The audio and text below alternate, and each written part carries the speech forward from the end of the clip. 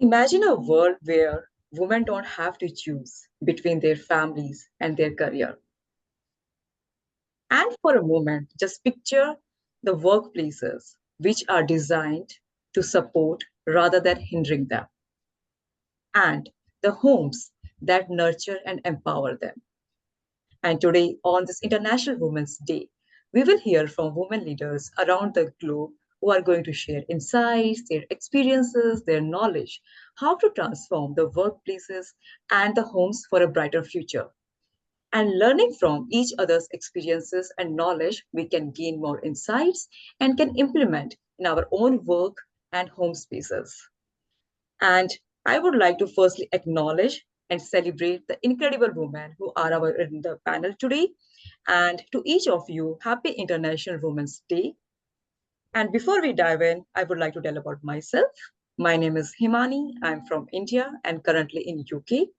And I'm a founder of Yuni, which is a women holistic platform which supports the women to lead, succeed, and grow in their life.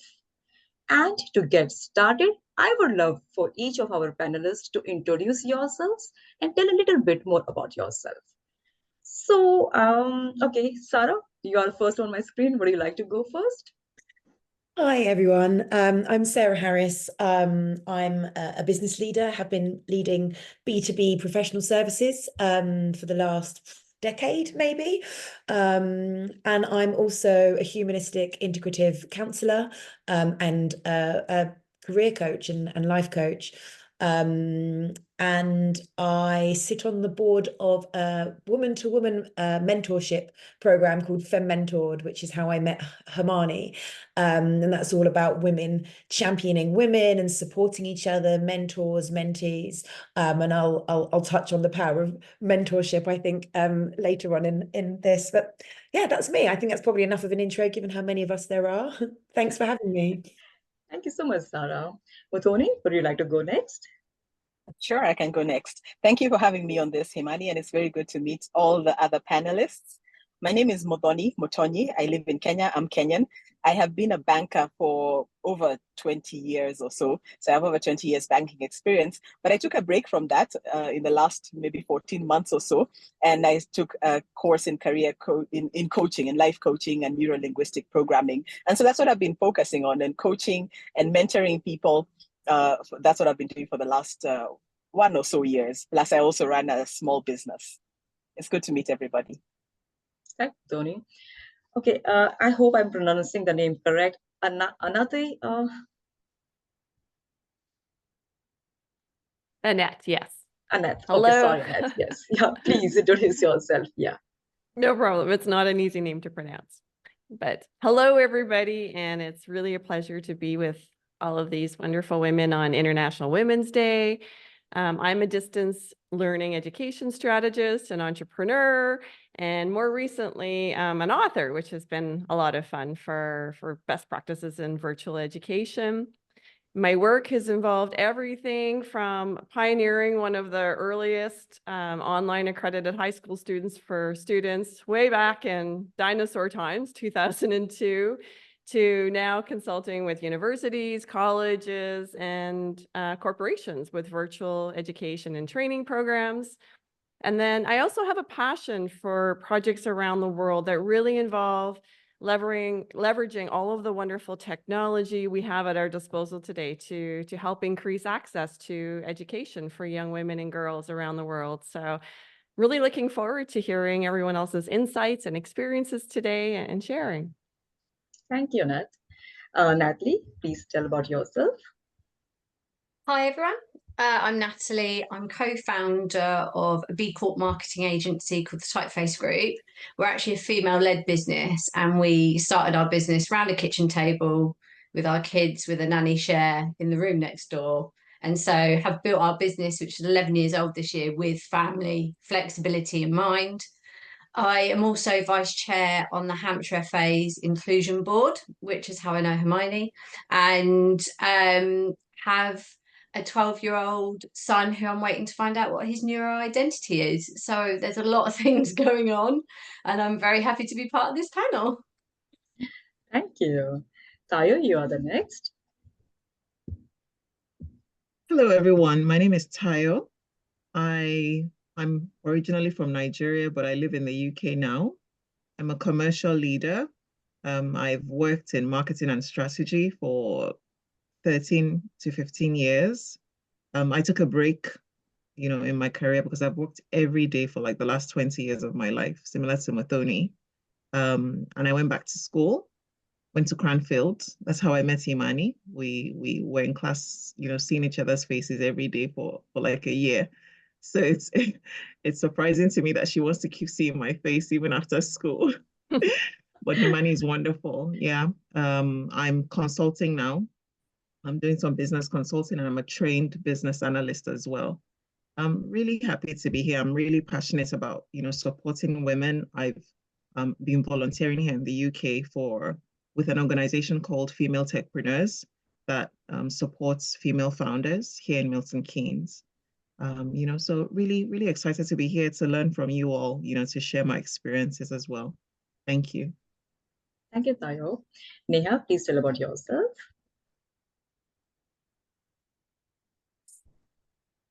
Hello, everyone. And first of all, happy Women's Day.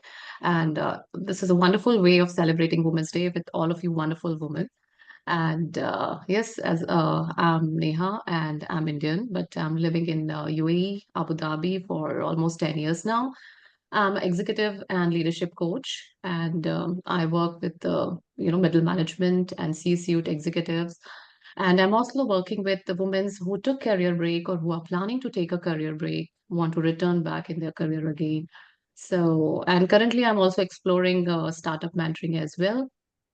This is almost 5 years. You can say that my coaching journey started. Before that, I was working in HR for almost 15 years. And no, that's about me. And looking forward to have a wonderful, chatting here.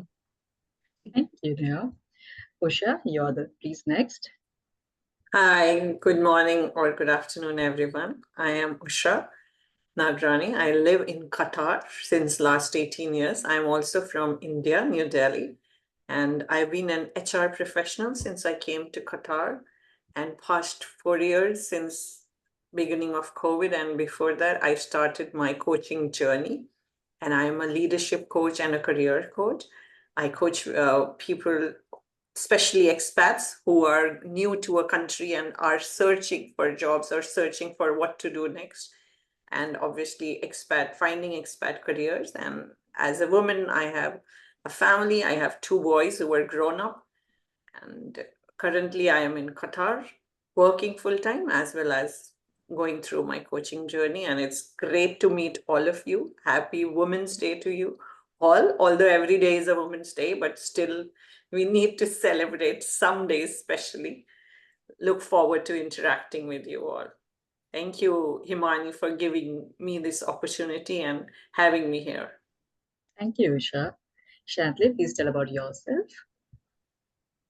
Hello, everybody. Thank you so much for having me, Himani, and for the invite. Lovely to see so much different in a real international group of us as well. I think that's really, really brilliant. So my name's Chantel. I am a technology lawyer. Don't judge me on that, please. But yeah, I think I've been a lawyer for about 15 years now. 2 small children, 4 and 2. So yeah, I think most people tell me that I'm in the thick of it at the moment, which I would agree with, looking at the bags under my eyes. But yeah, I met Himani through it was the women in Tech London Advocates, wasn't it? The women in tech groups that I'm a part of, who do some brilliant work around the UK and abroad. A specific women group that bring us all together who are working in tech and do loads of great events. So do check them out if you've not heard of them before. But yeah, really grateful to be here and celebrating today with you all. So thank you. Ekta, please tell about yourself. Thank you, Chantley. Yeah. Thanks, Imani, first of all, for having me here and, giving this forum. So here's to strong women. We may know them, we may be them, and we may be raise them.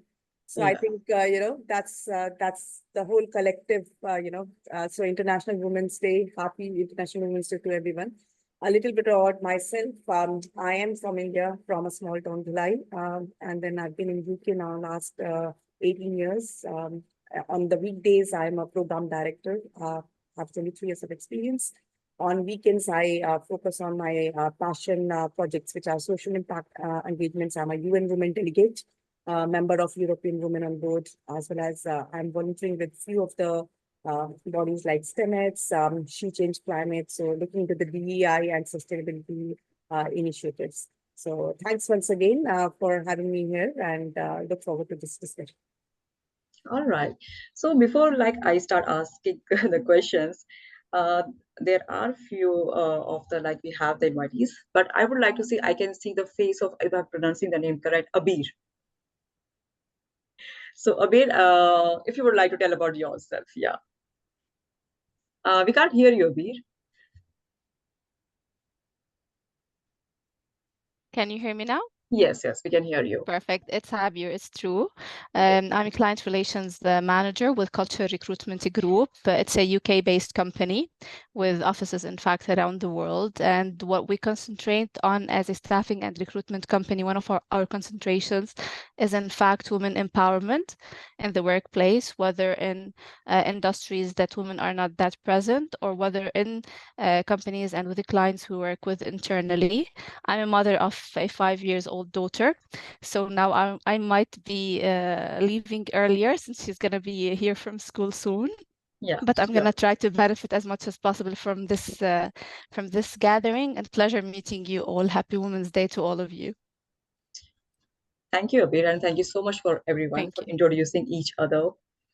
And if I talk about this topic choosing, the reason behind is this, there are, despite numerous policies, actions, steps have been taken by the corporates, even by the government, at home also, to make the women career sustainable and to help in their career trajectory. But still, a lot of women are there who face the challenges to achieve that. And we would like to discuss what are the different reasons still which is impacting their growth and which can be improved. And on that note, I would like to ask, the first question is about, when discussing the support for women's career, the focus often falls on the flexible work. Apart from the flexible work arrangements, what other changes in the workplace could significantly enhance the woman's sustainable career? And in this note, I would really love to know from the aspect of firstly from the corporate side. We will go next towards the home side. But if I talk about from the corporate side, maybe Ekta, you were the last for introducing. Maybe would like to go first this time. Yeah, absolutely. So while flexible work arrangements are undeniably crucial for supporting women's careers, there are several other significant, changes that in a workplace can help and support, like, creating some training and awareness programs to educate all the employees on unconscious bias and, impact on hiring, putting the promotional, on promotions, on evaluation processes. Also, somewhere around, putting the transparent objectives around promotions for the women. That is very key. Parental support, gender neutral leave, on-site childcare, or, providing some kind of a support on that side is also very, very crucial.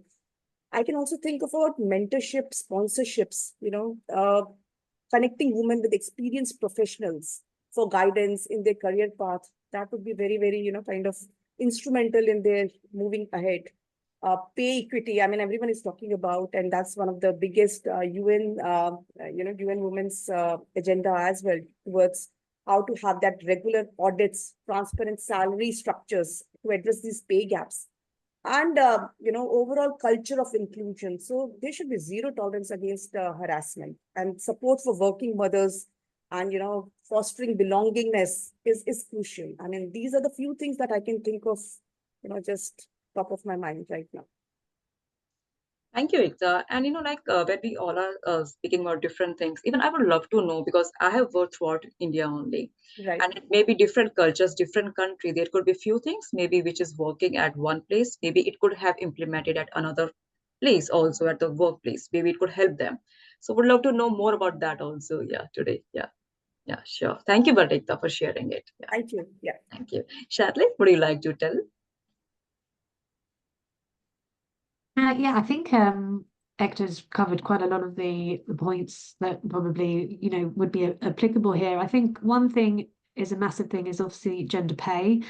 I know, and I don't know if anyone's heard of them before, but it's a fantastic charity, Pregnant and Screwed, that's run by a lady, Joey Briley, and she's recently released a stat, part of the research that they've done, which says that mums earn 43% less than dads per week, I think that is, which I think is a phenomenal stat. And I think that was between January and March 2023. It was the median weekly earnings that she had. I think a lot of people would probably argue, well, that could be because a lot of females go part-time for various reasons, one of which being childcare. But of course, you can then argue and say, well, we go part-time because we can't afford the childcare options available to us. So I think equal pay is a huge thing that needs to be continuously looked at, and things like offering balanced parental care, offering dads the same amount of leave as mum.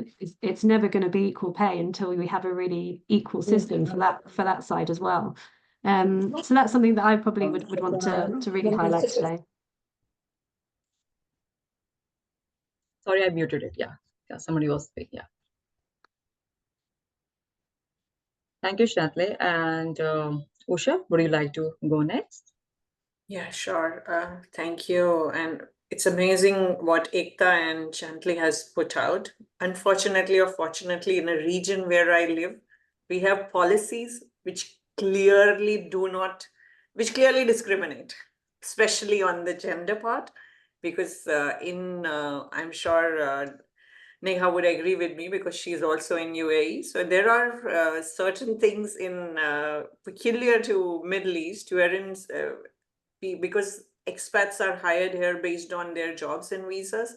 So women are not paid equal as far as house, because they are not the breadwinners at times.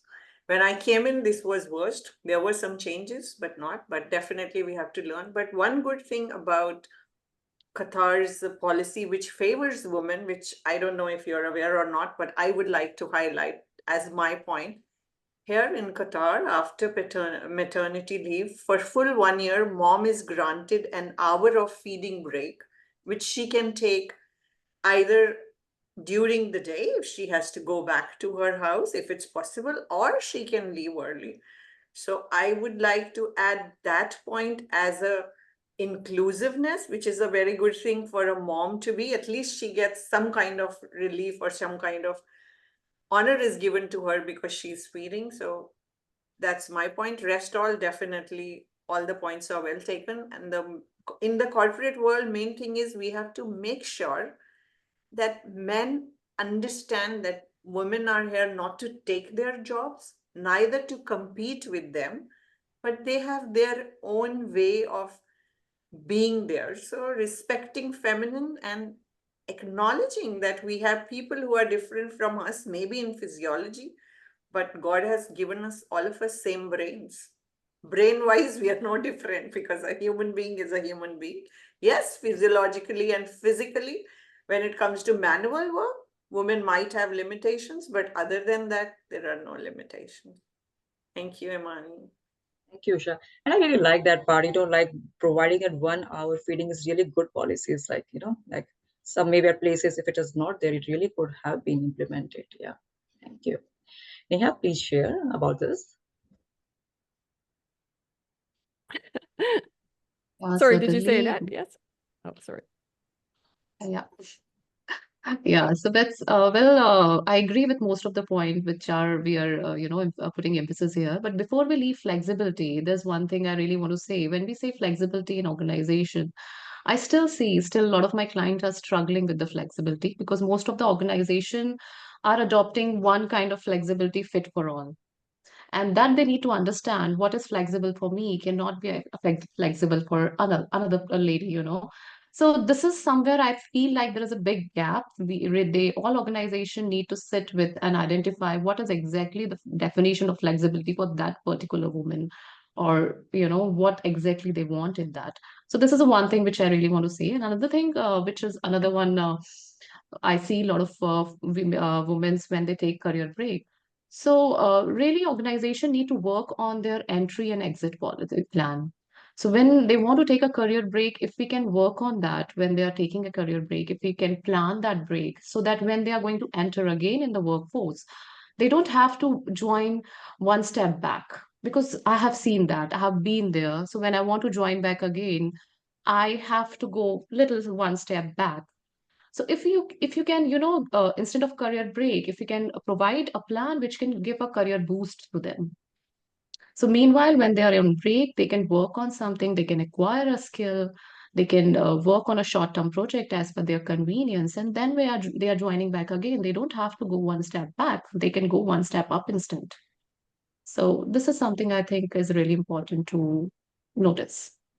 I think this is a really good point, yeah, because a lot of women like they always have a fear to go back to their career, especially when they feel that they will not get the same growth. And sometimes they start feeling maybe a little insecure also when they realize it that maybe the employees who were like maybe at a junior position than them now has reached at an upper level, and sometimes they feel the knowledge part also maybe they are lacking. So that also becomes sort of I would say sometimes they'll shake their confidence also.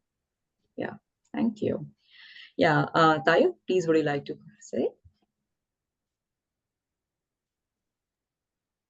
So I think most of the points have been covered really, but what I found interesting this year is I've seen a number of posts on LinkedIn, from women saying, look, they're tired of celebrating, we're not doing International Women's Day, it's all talk, there's no action, the numbers are only moving, very little, it's quite insignificant and, all of that. But the thing about it is that we really can't afford to get tired, because there's no change without awareness. And the thing about biases is that many times people are not aware that they have these biases. So we have to keep speaking about it. In terms of what the organization can do, an example I found from the research I did was, for instance, if we take in many industries, women are underrepresented, some industries more than others. And it was interesting for me to find that in AI, for instance, we have more than twice as many men than we do women. Now, when organizations are, trying to fill vacancies and all that, one of the things that they should aim to do is recruit for skills versus previous experience, because in an industry like AI, for instance, the women are automatically, disadvantaged when they're recruiting based on previous experience rather than skills.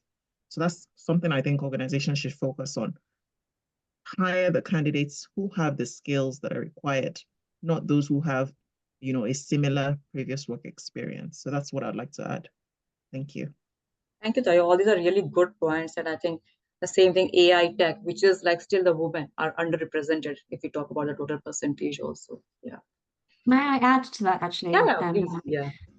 I think that's a really, really good point, Tayo, that's raised about the skills versus experience. And just one personal experience that I had when I came out of maternity leave, I was turned down for a job because I didn't have recent experience, because obviously I'd been on maternity leave. So I was passed up for a job, which obviously was completely out of my control. And I think it was really eye-opening the way that Tayo has described it. So thank you, to sort of really emphasize that people really need to look at the skill set of the individual, female or male, as opposed to, the recent experience or whatever, because we will automatically be disadvantaged if we've had a career break of some sort. So thank you. Thank you, Shatley. And just one thing more, this is a kind of like our conversation. So please feel free, anyone, if you would like to, speak on any point or something, contribute, please. Yeah, thank you.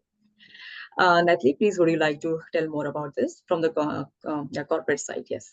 Yeah, so actually it's following on from Chantal, because I had pregnant and screwed written down as well. It also highlights a huge pensions gap that happens in later life, because automatically we do go on maternity leave. And although there are great promises being made in the UK about flexible working being, you have to give a business case why you can't accept flexible working from the 1st of April. Whereas before, businesses could just reject it. and say no more. So there are some things happening. However, a bit like what Ekta, sorry if I said your name wrong, was saying, if there's no unconscious bias training, there'll be no one modeling it, no one showing people how to utilize flexible working properly. And so nothing will change, because we always hear, oh, part-timer, or, you know, if you dare want to have a job share, you know, we can see the conversations happening about hybrid working, which is mainly coming from a very particular sector in society. And we know that if there was call to arms to come back to the office, the people that are going to get hurt most are women. So there has to be leaders, male and female, and anything in between, modeling different ways of working. Otherwise, you haven't got a role model to see that that's okay. So policy's fine, you can do the training, but if no one's actually doing it, no one's going to see it in action. So I think that's an important thing, that if you're going to offer it, you need some almost ambassadors of it that are doing it. Before I ask Annette, like I want to ask Ekta here because I know she's a DI leader. Okay. How do you find Ekta, like in UK still that DI part is implemented by the corporates? See, it is definitely a buzzword which has been, which has caught up like fire in every organization. It comes in every discussion. But come to think of it, it's still a long way away from, kind of having that execution, implementation, and that cultural mindset shift amongst everyone. And for that, I think it's very, very crucial for the leaders to, kind of raise their voice as male allies or women, leaders. They need to, come forward, and they need to be vocal about it, and, and trainings. I mean, these are the steps that would, so as of today, I mean, I think we are far away from, and we have lots to do. We have lots to do, kind of to reach a stage where we can say that, we have achieved something and we are on par. So, yeah, I think, yeah, that's the only thing. We have a huge journey and we all need to, collectively work towards it. And yes.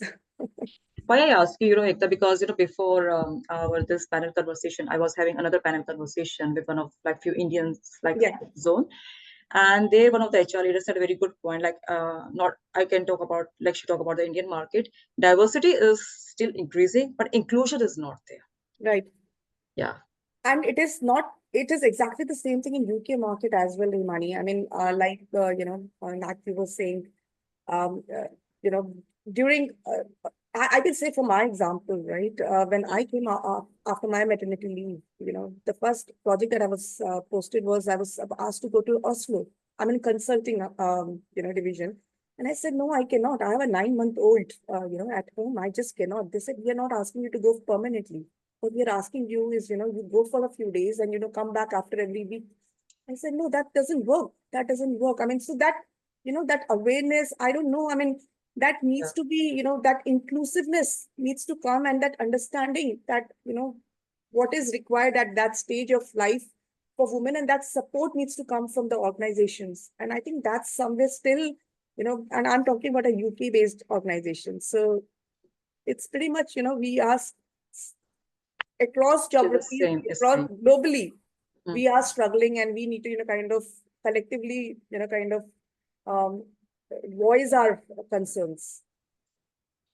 And before I ask another panelist, I really love one touch point which Natalie mentioned about the retirement fund gap, because I was talking to one of the leader and she is on like from 2 years break because of her son's education, and now she's realizing it that like whenever she go back, she's not sure if the organization will take her or not. Another challenge is she is now realizing it that as she's around maybe like in 40s, she's realizing that what about her retirement funds? That is going to increase, like like from where she will save the money for her retirement. So this is something a very good touch point which Natalie has mentioned. Thank you, Natalie. Yeah. Sorry, Annette, for making you hold. Yes, please. Would you like to share? Yes. Yeah. No, that's great. These are all really great points. I think when we're looking at flexible work and sustainable careers for women, Another really important point is that women, when I work with women in various countries in the world, the first thing I notice is that a lot of young women are entering the career force full-time at entry-level jobs at a very young age. And it can be very difficult with all of their responsibilities at work, their responsibilities with families, to have access to the necessary professional training and time that they need for career advancement. And I particularly remember, being a young teacher myself and teaching at a local school and wanting to level up to teach a higher grade and a subject level, and needing to take another qualification to do it. And this was e-learning was just starting, and the closest university offering this course was 5 hours away from my home. So as a young mother and already working full time, I couldn't leave my job. You're not going to leave the kids. So being able to access that qualification online was invaluable to me, so I could continue advancing in my career and not become stuck in those entry-level positions. So I think it's really important, especially in various areas of the world, to really try to increase access to professional learning opportunities for women. And even if we can, build it into the fabric of corporations. There's some corporations that have wonderful half days now that are designated for nothing but learning, assuming that if you're working full time all day and you're coming home to a family, we're in the midnight hours trying to gain additional skills and qualifications, as we've talked about. Thank you, Annette. Thank you so much. These are really good points which you have mentioned. Muthoni, would you like to share? Yeah, thanks, Himani. And I think what I'd like to go back to is the diversity and inclusion, which I think is very important. And I like the points that have been raised so far by Hector. I liked what you said, that there is diversity, but there lacks inclusion. But I think looking at it from another perspective, I've been, online, when I go online, I haven't done deep research on this. But when I go online, I get snippets of people saying that these diversity hires end up being bad hires, in the sense that a woman is put on a role, or maybe a person of color, there's various ways you can be diverse. But let's say a woman is put on a role for a diversity hire to improve those diversity hire ratings, and the woman misbehaves, so it creates a bad impression in people's minds that diversity hires end up being bad. So I think the caveat is, as important as this is, it's a very important discussion, and it does open up avenues for women to get opportunities that they would otherwise not have gotten. But it's important, if you do get that opportunity for whatever reason, maybe it's a diversity hire, but when you do get that opportunity, it's important as women, we do our very best. We learn what we need to learn if we haven't learned it yet. And we just excel in that role, so that we don't we continue to create unconscious biases in people's minds that, women, if they're hired for diversity, they end up messing up. So it's just a caveat as women, for anyone listening, let's be good at it when we are hired in any role. We try to do our best. Sorry, I just would like to ask you one more question here. Something is like which you have seen in your work experience, which is really good and the corporates are doing it, which you feel maybe at other places it can be implemented. Yeah, in the last place where I was employed in a large bank it's one of the largest banks in this region, in Kenya and actually in East Africa. And one really good thing that I saw them doing is they had one of the most senior, the senior most female leader took it upon herself to make sure that she's able to pull other women up. And she came up with various programs. It was called Equip, the program that she came up with, and basically to equip women to be leaders of the future. And she was really passionate about it. She talked about her life, basically. She's even written a book recently. Her name is Mary Wambai. I think it's okay to say that. She's written a book. I forget the title of the book. I think it's something like The Village Girl, because she came from a village, poor. And now she's excelling in the corporate world. She's done very well. And she's really eager to pull other women up. So I like what she's done, because she's it's a passion project of hers. She's doing her very best to come up with various programs. She used to make, I think she still does, make women read books. Not make you, I mean, it's a voluntary program, but you get into book clubs and you read important books like the 5 a.m. Club and other very inspirational books that help women discover how they can be their best selves. And beyond that, she will mentor them, she will coach them, and she goes out of her way basically to make sure that women rise. And because of her, remember I said she's the senior most lady in that organization, then even other leaders around her that are female and also male are taking that initiative. They're joining her to make sure that there's more representation of female leaders in the entire organization. Oh, thank you so much. It's a really good, real life experience which you have shared it. Thank you. Okay, Sarah, sorry making you wait. Yes, yeah, please, yeah. No problem. Thank you. Yeah. The pros and cons of going last. I've had all of my points seem to have been covered, but it's been really nice just listening. And while I was listening, I think something struck me, certainly when we're talking around that sort of flexibility and creating space for women, that there's something a lot more systemic that needs to change around social norms, around gender roles and stereotypes. And, we're talking about how can we give women more space to do everything. And actually that needs to be flipped. I think Nat was talking a little bit about role modeling. Where is this being led by example? Where are the men taking the flexible working in order to take on caregiving responsibilities and thinking about the housework? There just seems to be this societal expectation that women have to take on the caregiving responsibilities. And it's actually not fair on men either, because this is about equality, right? And offering men the same opportunities. Maybe they want to spend more time at home. Maybe they want to spend more time with the children. And so when we're having these conversations, I think it's really important that we don't also slip into that bias. And people who keep talking about the unconscious bias, we're all talking about how we can make it easier for women to do everything. That's a lot of this conversation. And actually some of that needs to be flipped on its head. And in a corporate setting, you want to see your male leaders taking on some of that responsibility. And actually from a societal level, you want children to see how their parents are caregiving. You want them to be role modeling to their children, to change generations and generations of this role that it is up to the woman to look after the house, to look after the children, and now in this day and age to also have a good career. So it's just listening to you, I just thought it was worth adding an additional framing onto that. Thank you, Sarah. Before asking the next question, which is about our home side, which is our roots, which we say. So work, life, all these are like, tree leaves, which comes later part, but we will talk about home part. But before that, I just want to ask any one of you, do you think there are still the gaps, okay, HR, the company owners, they are making the policies, but still implementation level is not happening at the ground level. And another part is people are still, a lot of women are not aware about a lot of policies which are still existed, and maybe which they can take the advantage of that, but they are not aware about it. So maybe if somebody can help me with that, Tayo, Usha, anyone would like to share about this thing.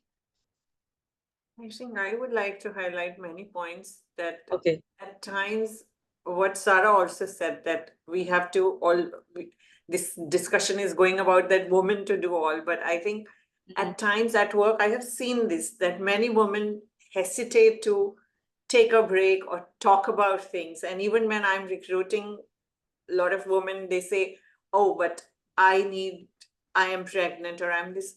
It's fine. I think we all have those biases. And I have seen that women do not come forward, and they have their own conscious bias. They have their own bias that if I take more leave, or if I go and ask my boss about, okay, can I go and take care of my kid?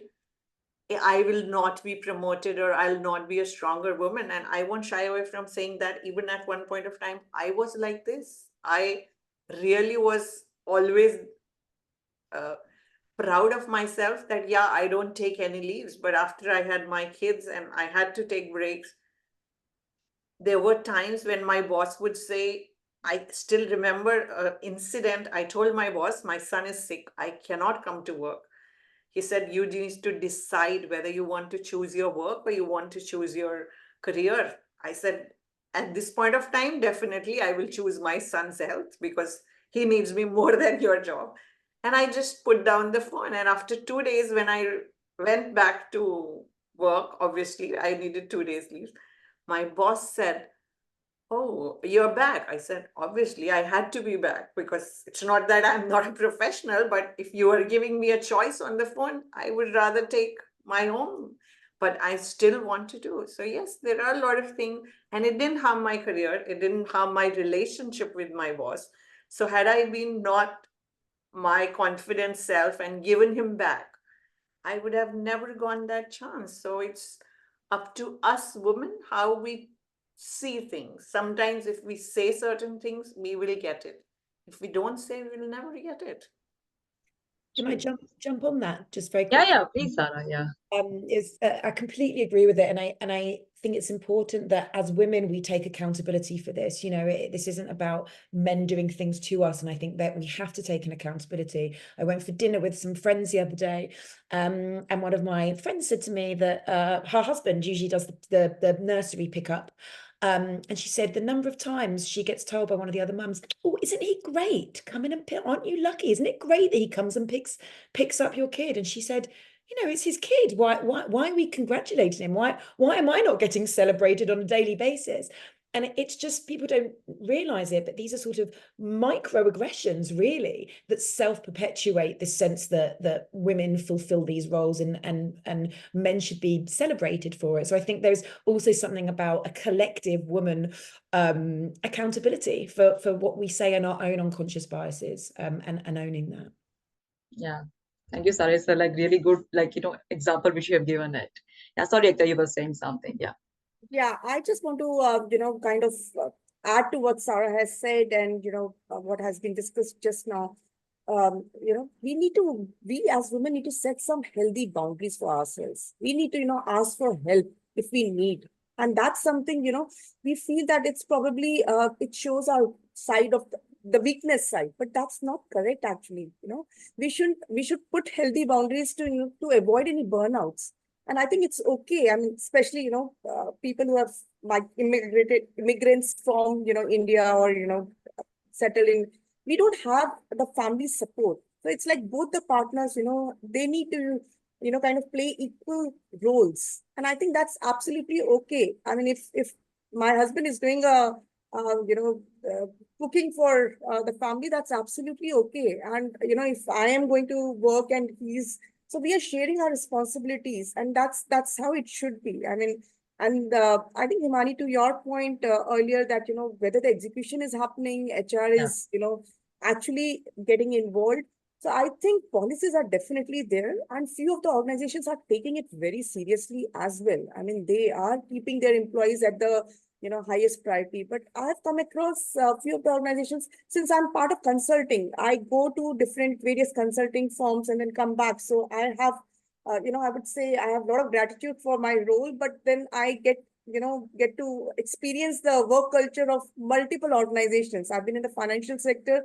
I've been in, energy sector, pharma.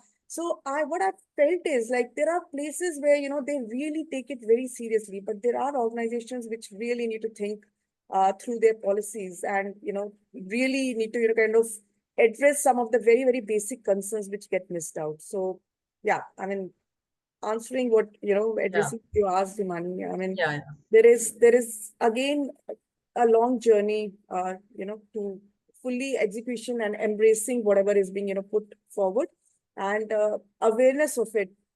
As you said, a lot of women are not even aware of their rights. I mean, they don't even look into, for them, it's like, work, perform, do, go back, because because of the in current situation, current society, we have this unequal burden. Women take it on themselves that, okay, they are the ones who have to take care of the home. They are the ones who have to take care of the child care. They are the ones who are supposed to, kind of make sure, if they are ambitious, they have to make sure that, okay, my career is also, going at par with, managing all that.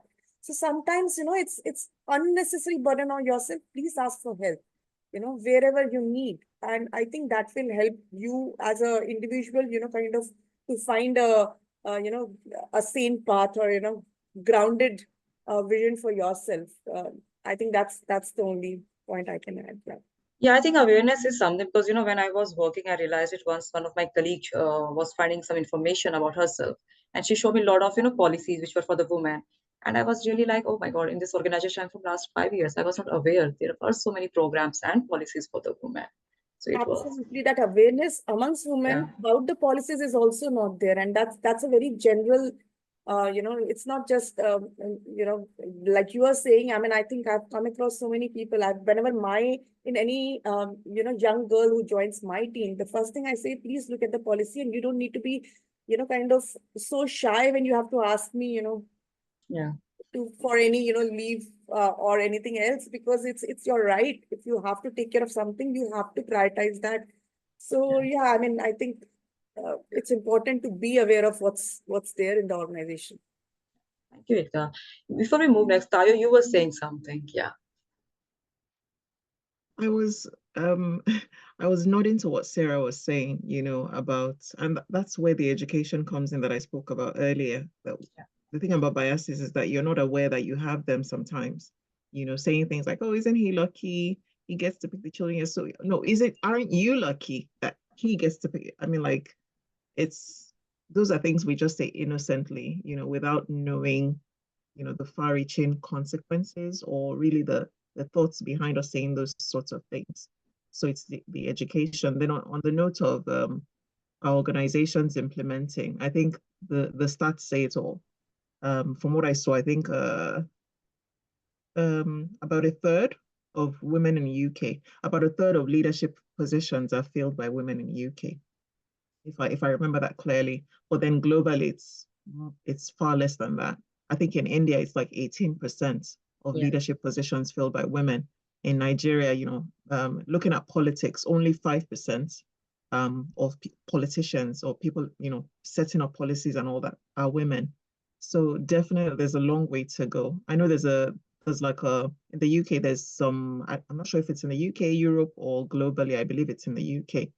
There is and maybe Ekta can help me. I think there's a goal, there's a target of 40% for women in leadership by end of next year, 2025. But so many organizations are really far from that. So yeah, still a very long way to go.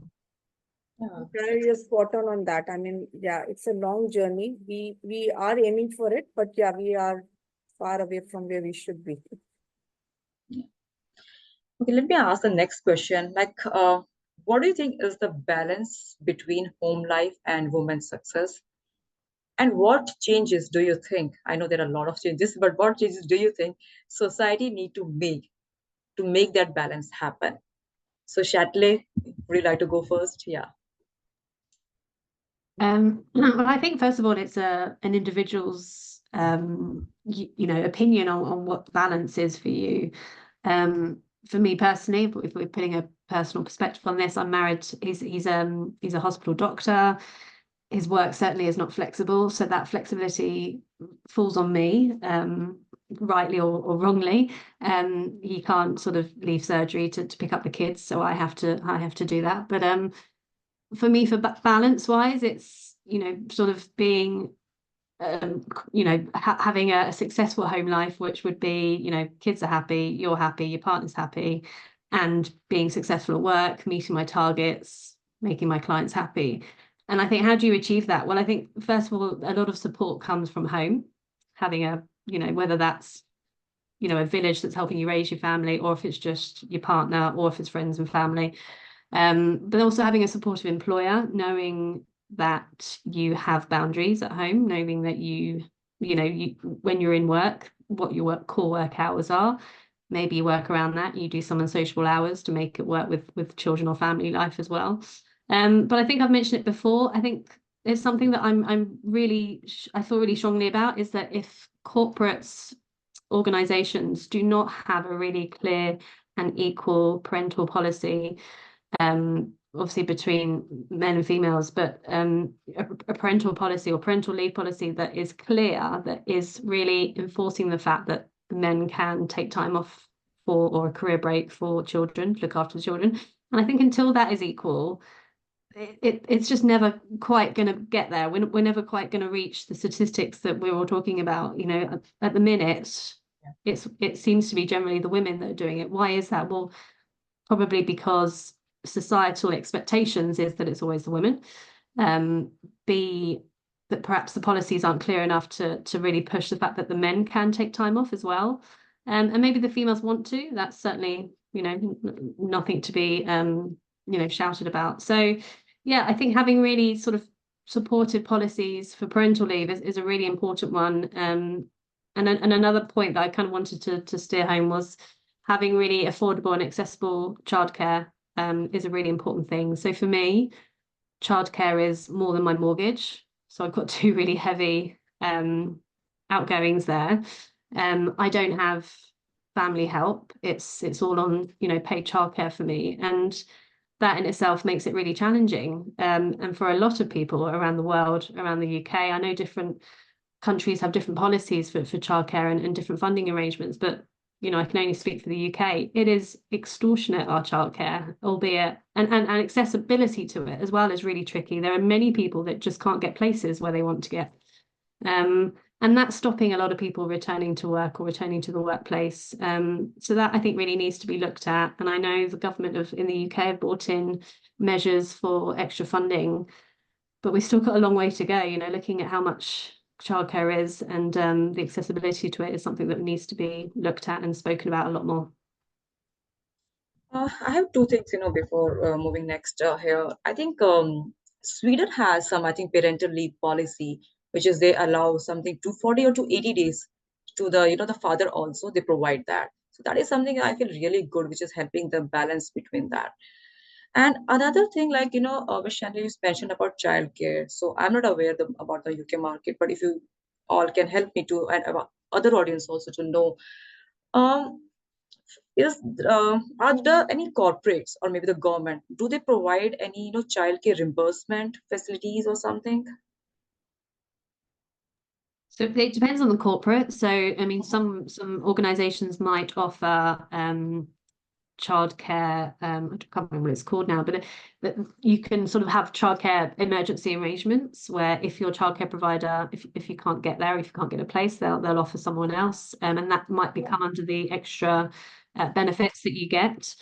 Albeit for me, sometimes if your childcare provider can't take your child because they're sick, another childcare provider isn't going to take your child, so that doesn't really help. You still have to take time off to look after the child.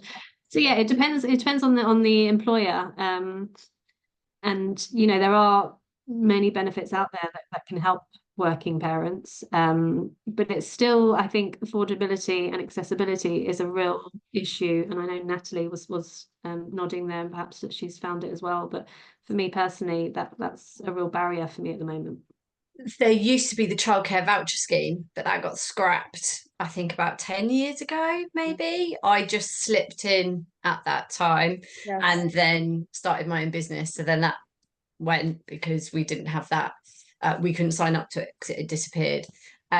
So there isn't anything, I suppose, that's easily accessible for businesses, especially we're a micro business. We've only got really 6 full-time employees. So there's only so many benefits you can offer. We offer flexible working. So if you need to have time off, you just have time off. That's, not an issue.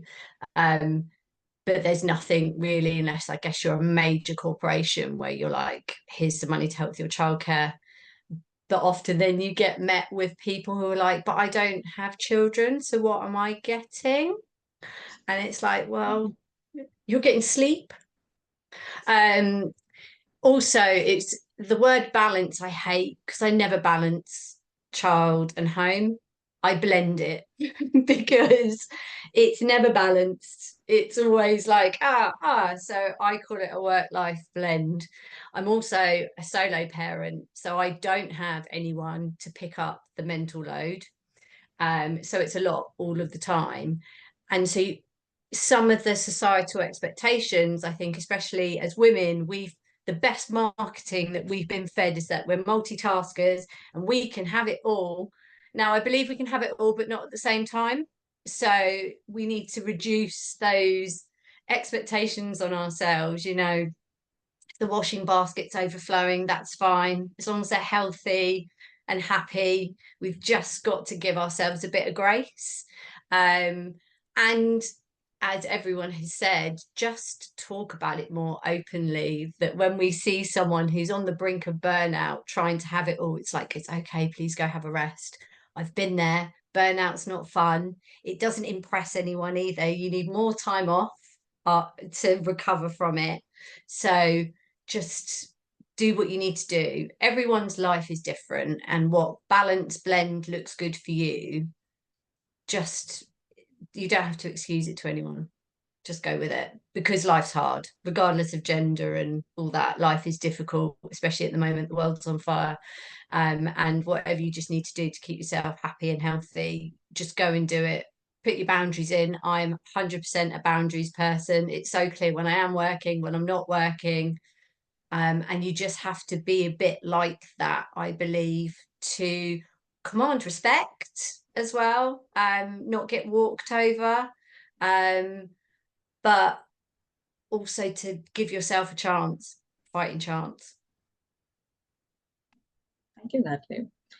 Annette, would you like to, sorry, is Can somebody I saying? add some one point about corporates and leading by examples to your question, Himani? Yeah, please, yeah. I don't know about in Qatar, obviously, I haven't seen such examples, but I know about Indian corporates. In India, in the manufacturing sector, if your work population of women is more than 20% or something, it's necessary for the employer to set up a creche or childcare on the premises. And there have been leading organizations which know that, which do that. So India is, especially for working women in the manufacturing sector, it is there. And I also know another example of the technology sector, because my brother's wife used to work for Wipro. So way back in late 90s, they had a flexible working policy. Like in India, I think we have one of the highest maternity leaves. Yes. It's at 4.5 months to 6 months. 6 months mostly. Paid leave. And there are many corporates which offer 1 year, half day, half pay, or 6 months paid leave. And some of them do offer up to 2 years without pay also, or 1 year without pay, without having any effects to your seniority or your position. So I would say in that terms, India is a pioneer, and one such a company is Wipro, I would say, because they have done it many, many times for their employees.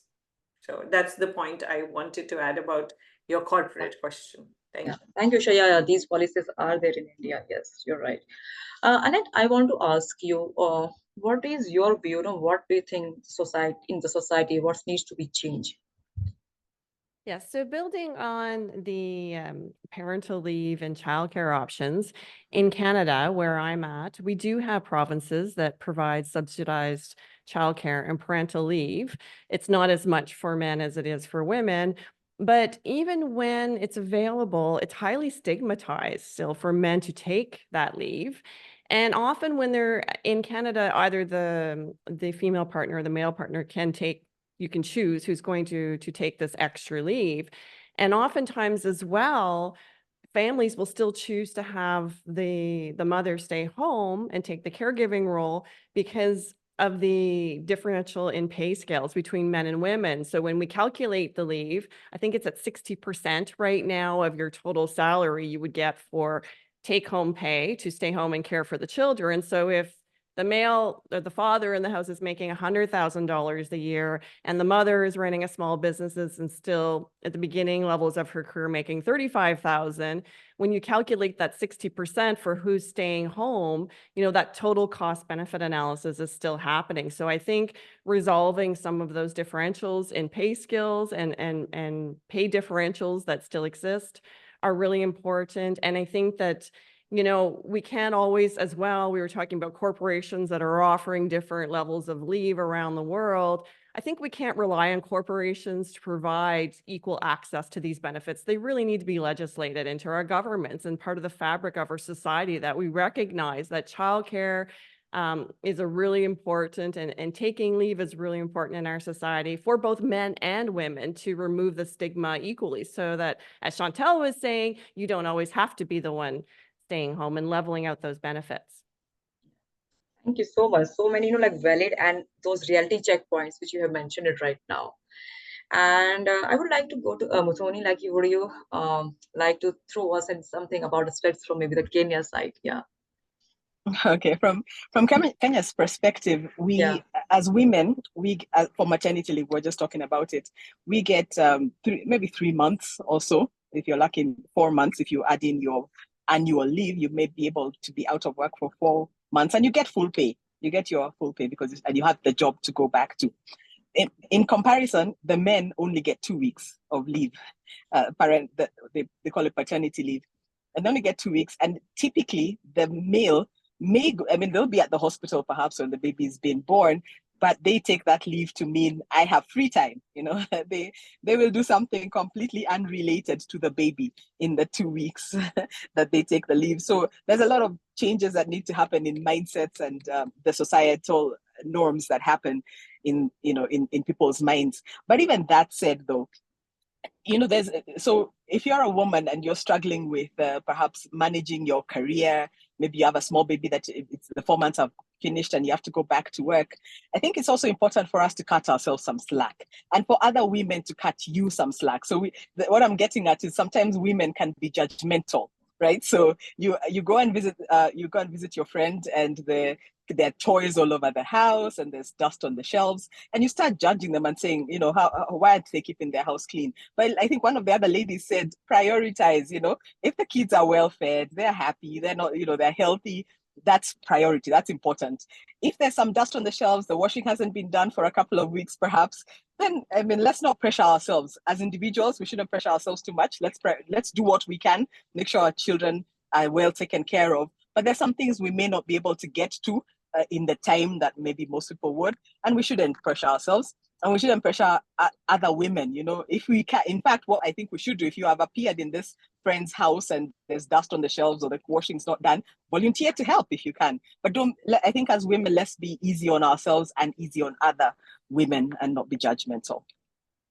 You know what, Muthoni, I just love this line. Just be easy, not only on yourself, but on other women also. I just love this line. Yeah, thank you. Yeah. Neha, what do you think about this part, about from the society point? Yeah.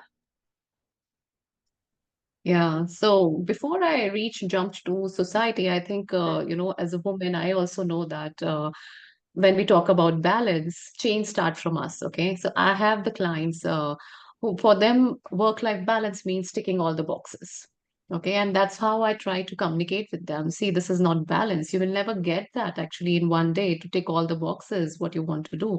And you should be okay. You should be comfortable. Of someday you will leave something and not paying that much attention, and another day that thing maybe become your priority.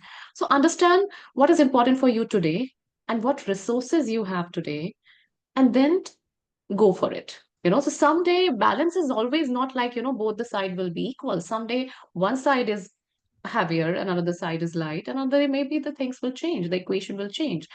And second thing, another thing which comes up during the sessions, that we don't communicate. We just keep everything inside. We just think that our Neha, can I partner, our just parent. stop you once? Can you stop you once? Sure. Sarah just wants to say bye because she has to leave. Yeah. No, right? No, I'm fine. I'm not for 15 minutes. 15 minutes? All right. Okay, fine. No worries. Thank you. Yeah. Sorry, Neha. Yeah. Okay. Yeah. Sure. Yeah. So yes, I was saying that we need to communicate, because often we don't communicate. We think like they will understand. Our partner will understand, our boss will understand, the society will understand. And if you're not speaking for yourself, nobody will understand. So we need to really be very clear what exactly we want, what is our boundaries, where this is what I don't want to work on weekends. I don't even look at the mails on weekends. And I need to communicate this with my boss. They should be okay with that. And yes, things we discuss here about a lot about the childcare facility. And yeah, that is important, because that is one of the reason I left my job. Back, we had only 3 months of leaves, maternity leave, and my husband was working in merchant navy.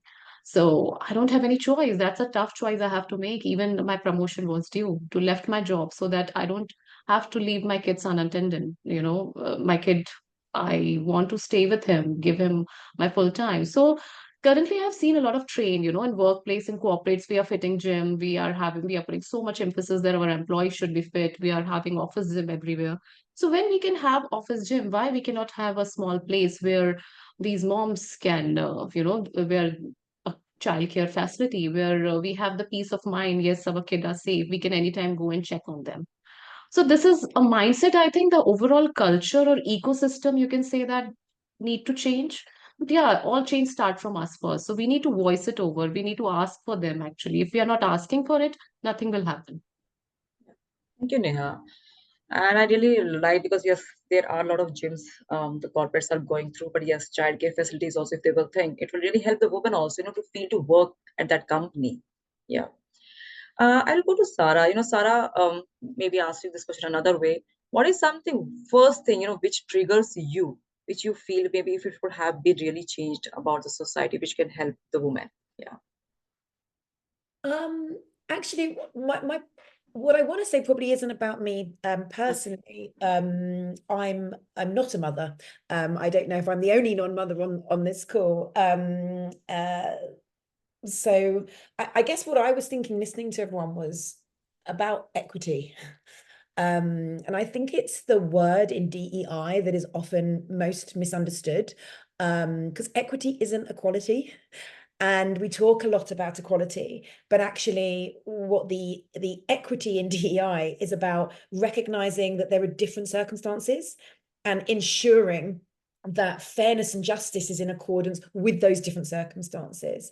And so I think there's something, when I think about like how societally and in the corporate world, how we can ensure this sort of work-life blend, as Nat put it, which I thought was lovely. There's something about recognizing this equity. Now, the reason I disclose that I'm not a mum or a parent is I don't mind if the women in my team who are mums need to finish at a different time or need to have some sort of accommodation. It doesn't matter to me. It doesn't bother me. It doesn't make my life any different because they're getting this unfair treatment. So I think there's also something about that, about businesses being really clear about what we mean when we're talking about an equitable space. And I mean, that branches way beyond just gender diversity. That's just diversity generally.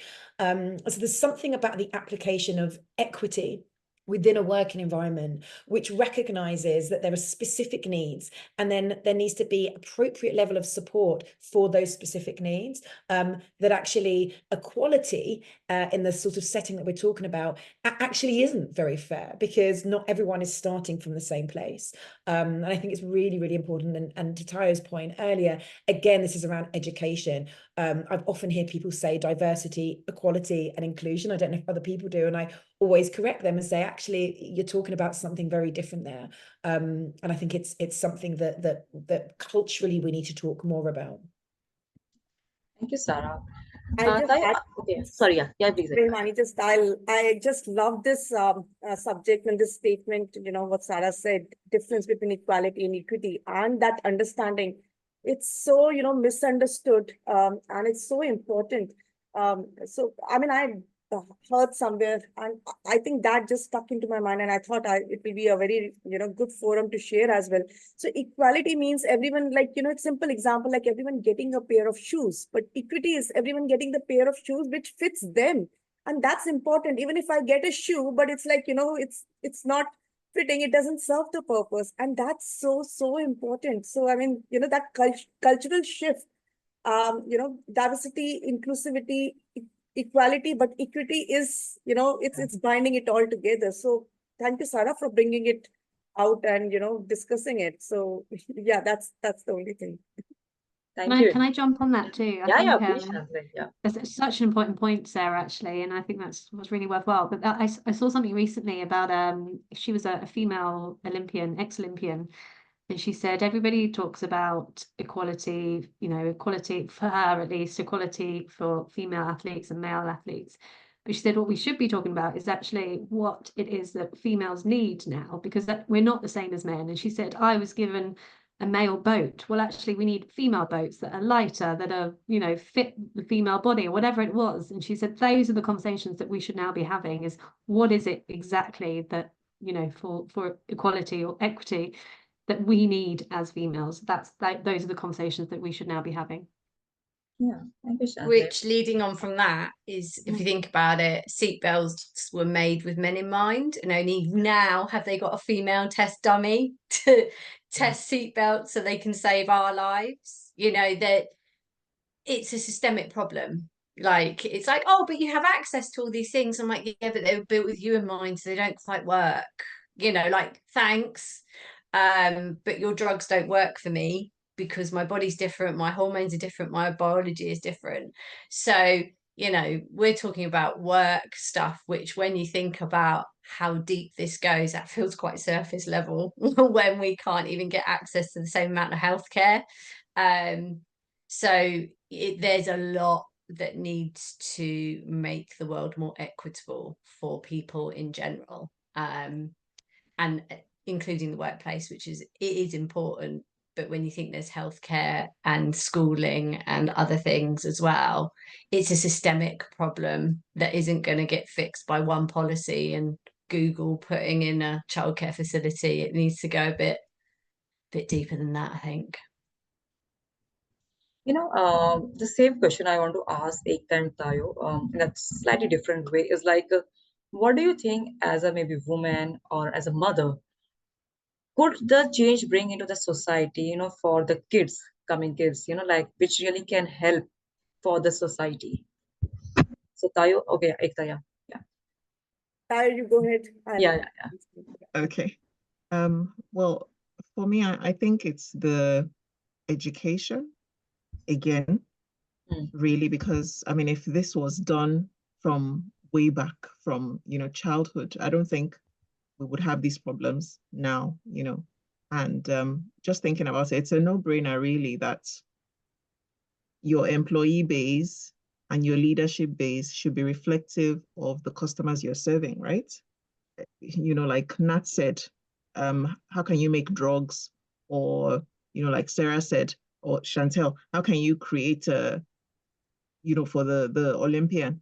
I mean, how can you give something that is supposed to be for men to women or not factor in women? You know, and I know that Apple too, when they were creating the health app, didn't have any women on the design team. Like it's just a no-brainer, really. So for me, I think it's lots and lots of education, especially now you have the younger generation getting, you know, older, coming of age, you know, creating their own startups as well that are becoming more successful. They're also hiring and all those kind of things. So I think really it's the education. We also need to educate our children. Our daughters need to be aware of these things, you know, so that from a young age, they're not, they don't wear the expectations of society on their shoulders.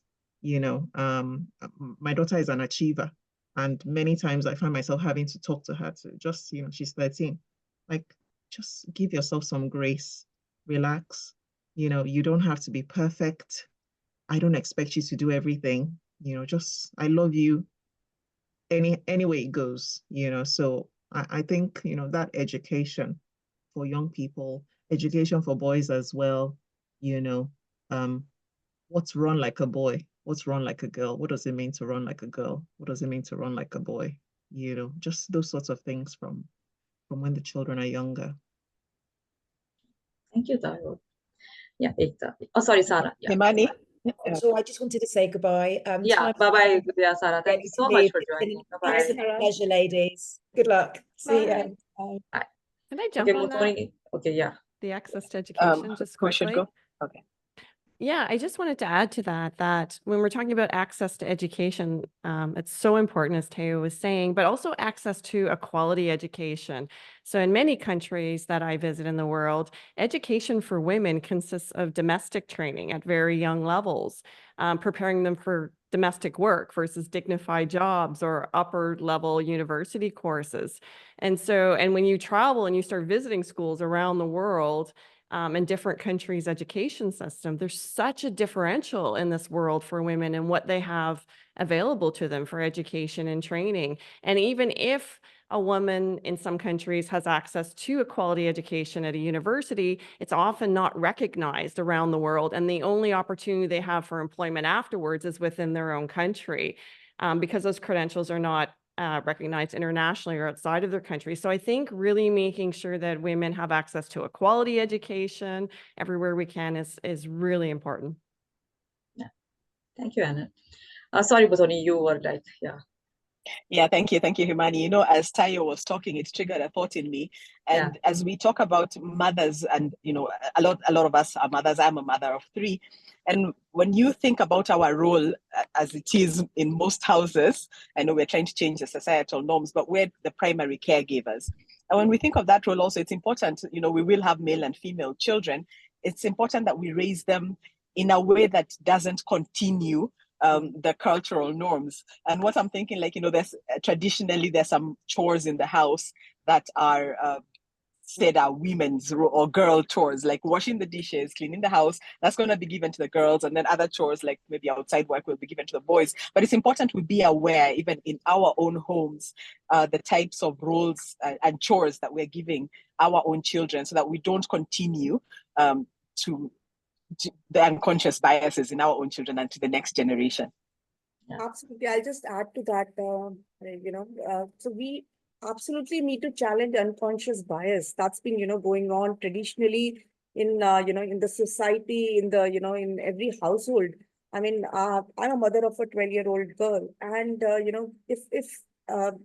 if she sees that both the partners, me and my husband are working together, and, we are doing the household stuff together, then she'll, kind of imbibe that. That's okay. Sometimes, people come and, and I'm not like, I appreciate that. My husband does a lot of household stuff. I mean, and, I have a lot of gratitude for that. But then when people come and, judge that, okay, he's doing this, so you are so lucky. So I immediately, I have to, just for my daughter's sake, I have to say that, no, we both are lucky for each other, because I am doing most of the, not, I think it's basically we are balancing each other, I mean, if, so it should not be judged in any which way. I mean, whatever you're doing, and that comes from the, the way it needs a lot of cultural shift in the mindset of people, and, kind of judging, and that, whatever was traditionally norms, world has moved over. We need to start thinking progressively and not, go back and, start questioning on things which are like, which are very near basic. So I think, I think that's the biggest thing, that, cultural shift, challenging the unconscious bias amongst everyone, and not to judge. And that will happen only after, you become the role models for the next generation. And whether it's at a workplace or at home, you need to encourage both women, the, the girls and the boys of today's generation who are going to, kind of lead the world tomorrow. They need to be known that, it's like, it's an equal world that we are living in. And then, we need to appreciate and respect each and every individual for what they are bringing on the table. So, it's like, it's a big cultural shift that needs to happen. And I think, Ekta, we should also, before that, also stop judging ourselves also. We keep judging. Yeah, I think, that is also one thing which I feel. Yes. Okay, another question is, like, not as a direct point towards the men, but yes, men are also good allies also for as women, yes. But in the this question I'm asking not from the home point of view, from the corporate point of view. Okay, what are the few of the things which you feel is preventing or stopping the man to take a lot of actions which they can take, but still it prevents them to take those actions which really can help into the woman's career? So, Usha, would you like to go first? Yeah. Sure. I think what men are preventing, I would take on this question's answer from what Ekta was saying, because as a society, all of us do not raise, I will not say all of us, most of us, because we haven't seen examples of men doing certain roles. For example, a secretary's role in most of the offices is done by women primarily. Okay, that is changing now. In the Middle East, we don't see that, because here it's more male population. So we see secretaries and also men, because they have to have that job. But traditionally in India or anywhere, people do that. So we need to get away from those voices, and we have to raise our boys. As I'm a mother of 2 boys, so I have heard this a lot from my boys since childhood. Like whatever I did, they said, oh, girls can't play football. Oh, girls can't have this car, this, that. So I have to tell them that's not the case. your mom does everything, and who tells you this is not possible? Because they talk among their peers. So we have to raise a society of gender neutral, where they do not define role by genders.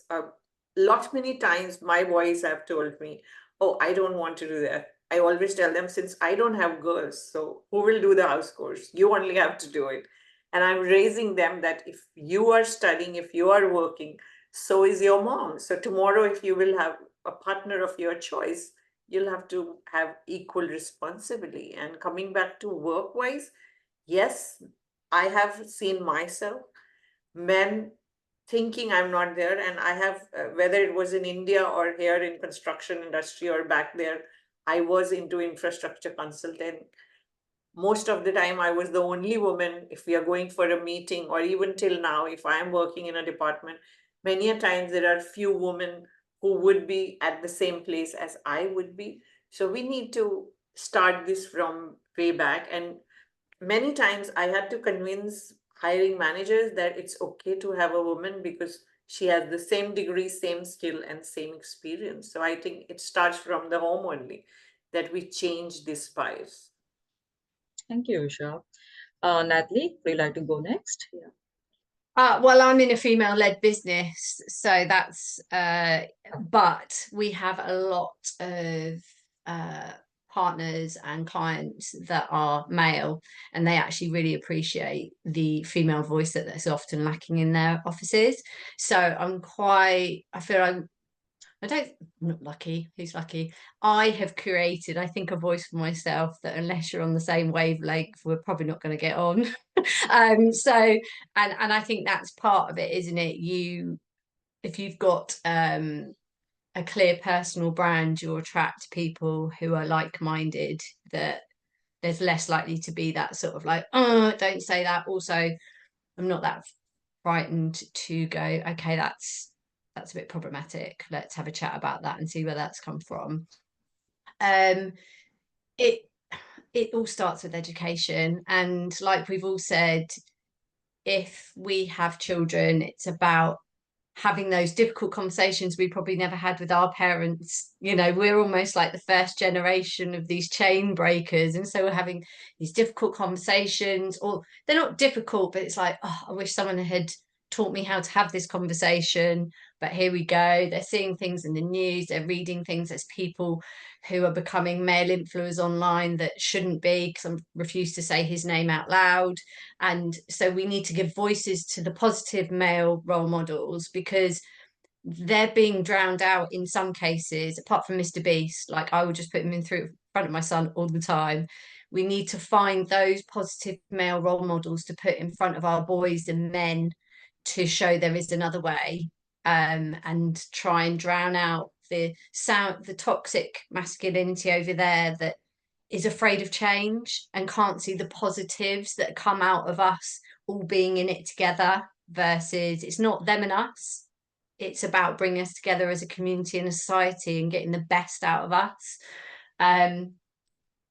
But there's a way to go. And what we can do is what we can do with the people and the children around us, whether that's our own kids or, you know, nephews, nieces, and so on. I'm a solo parent to a little boy.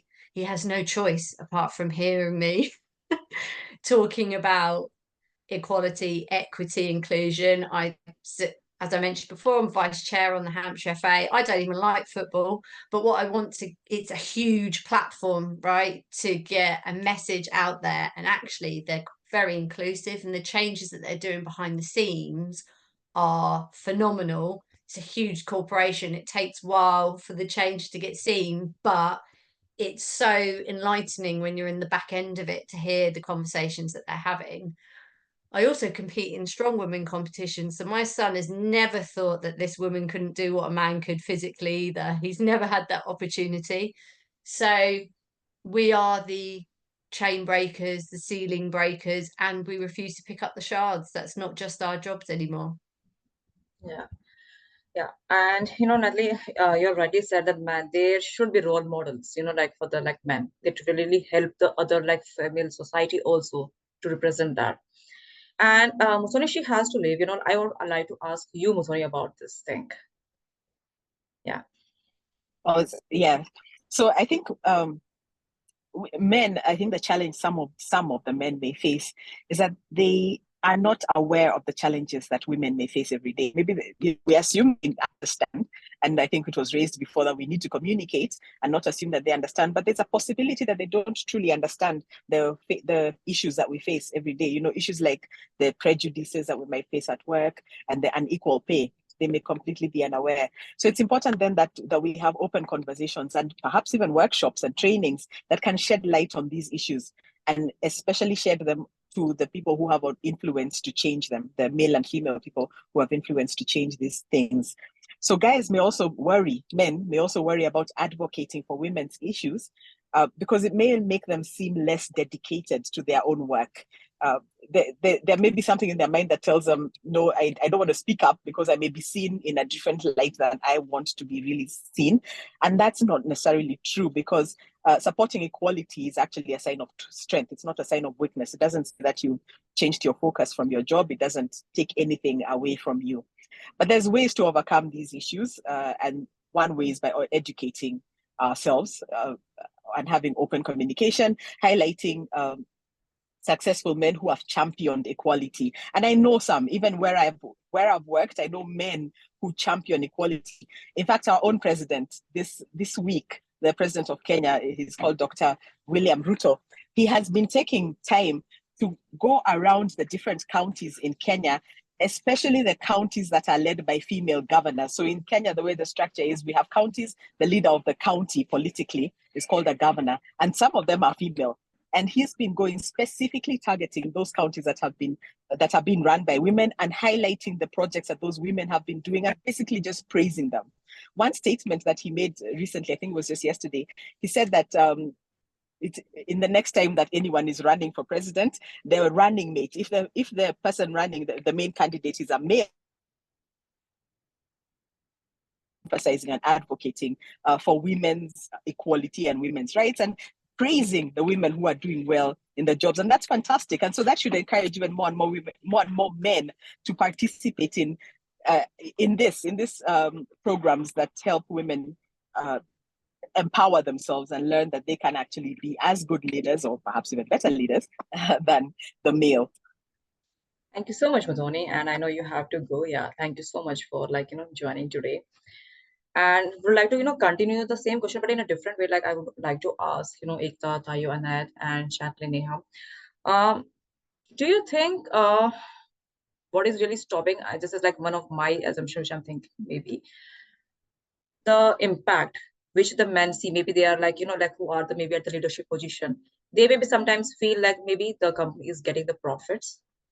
And if there are maybe the less women leaders, maybe at the less women at the manager level, maybe if they see that the growth still they are getting into their company, which is not impacting it, that's the reason they are not able to think much about this side, about the diversity and helping maybe women into the sustainability of the career. Tayo, would you like to go? Yeah.